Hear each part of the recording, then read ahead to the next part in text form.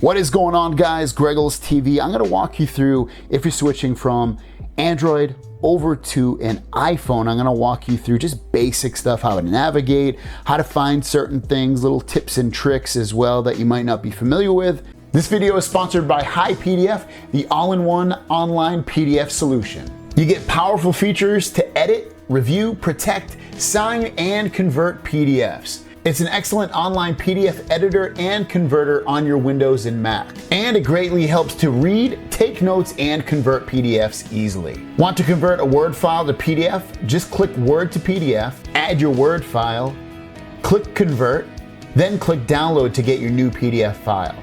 Or if you want to reduce the size of your PDF, click Compress PDF, choose your file, choose High, Medium, or Low, then click Compress. All of this takes seconds. To save 38% on HiPDF, check out the link in the description down below.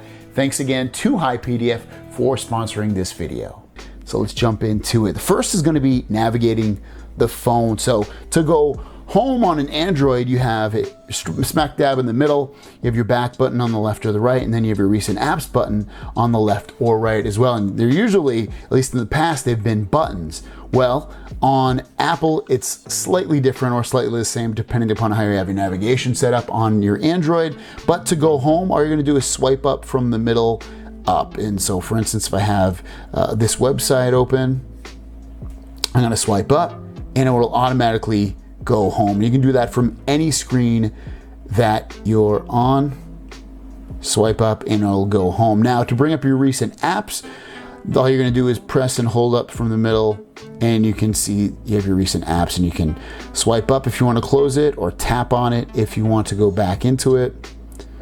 And to bring them back up, you can do this from any screen that you want. Press and hold here and you can see your recent apps. Now another thing you'll see is if you have an app open, so let me see, open up Instagram real quick. You have this in the middle right here and you can quickly slide through different apps and you can go back and forth that way as well, just by swiping this little bar down here, left or right, to navigate through different apps. Next up, what if you want to bring up your smart assistant? So Siri is built into the iPhone, and if you want to do that, all you're going to do is press and hold on the power button. And there you go, it brings up Siri. Another way to do it is just to say it. Hey Siri. So that's two ways you can easily bring up Siri. You can either press and hold on the power button or just say, hey Siri. Powering the phone off, again, you would have thought it was as easy as maybe pressing and holding on the power button like most phones. Well, it's not on an iPhone. So what you need to do is you need to press and hold on the power button and volume down. So when you press and hold those, you'll see it gives you the power off right here. You just slide that over to the right and that will power off your phone.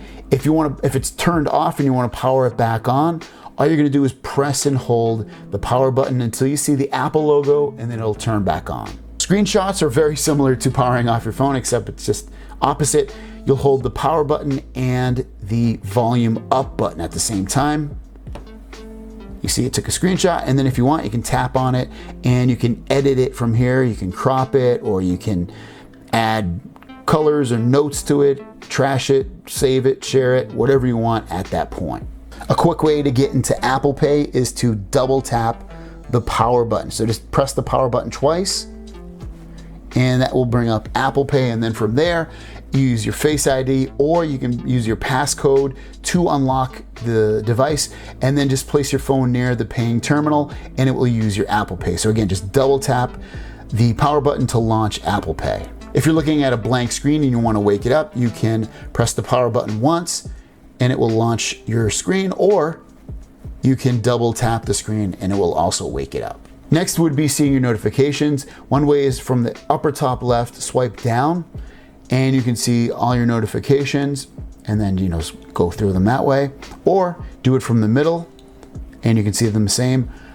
Top right, if you swipe down, that's going to be your quick toggles. Quick toggles is like this on Android, that's all your quick toggles, and this is them on Apple, and you can quickly go into certain things in here, have it be Wi-Fi or Bluetooth, or tap it to turn on airplane mode. You can also long press these to get into certain actions. So if I long press it again, I can see all the Wi-Fi networks that are near me, or I can see my Bluetooth devices and click on them and access them that way a lot quicker.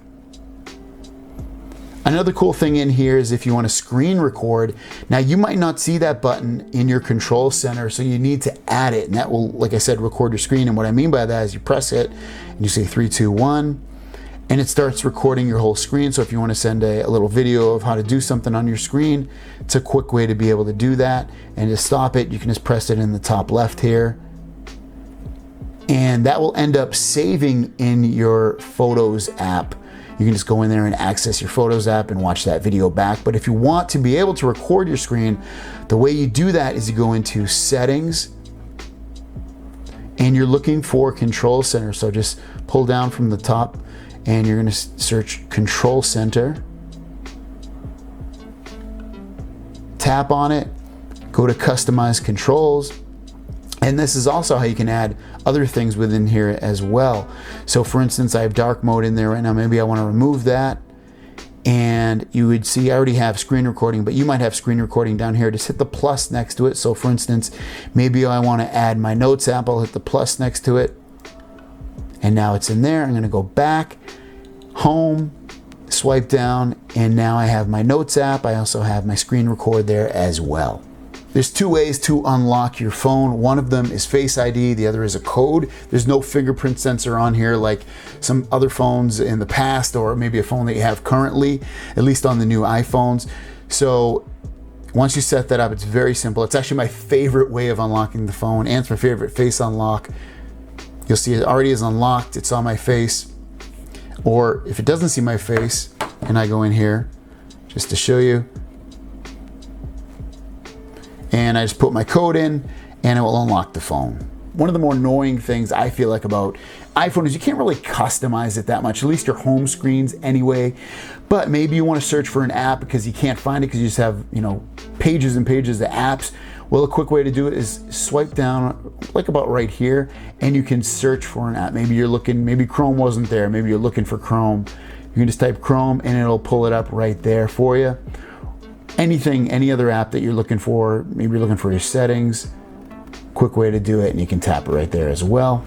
If you swipe from the left to the right, this is going to be your widget page. On your widget page, this is kind of like, like on my Android phone here, you can say I have a clock and the weather. You can't do that on iPhone, but you do have this page from the left to the right that'll show you all your widgets that you have set up on here. You can say I've got podcast and my Lockly and other things as well, some stocks. And it's very easy to add them. You just hit edit at the bottom here, and you can hit the minus to remove them.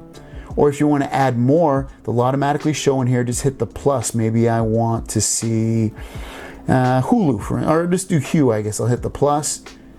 I'm going to hit done in the top right. And now at the bottom here, I don't have it set up, but I could control my lights just right from here. Settings is a big one, so it's going to be on your home screen. Just tap settings.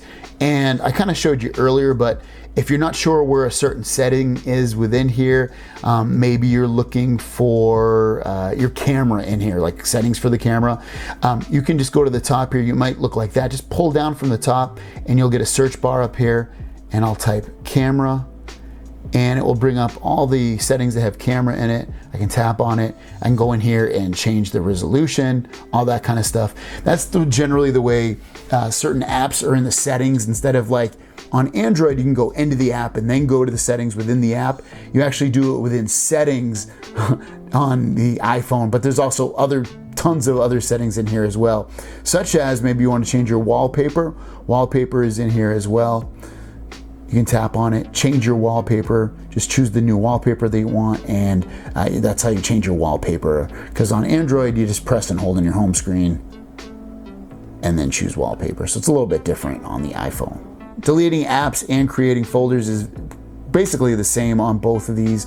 For instance, if you want to, maybe I want to delete YouTube, but just press and hold it.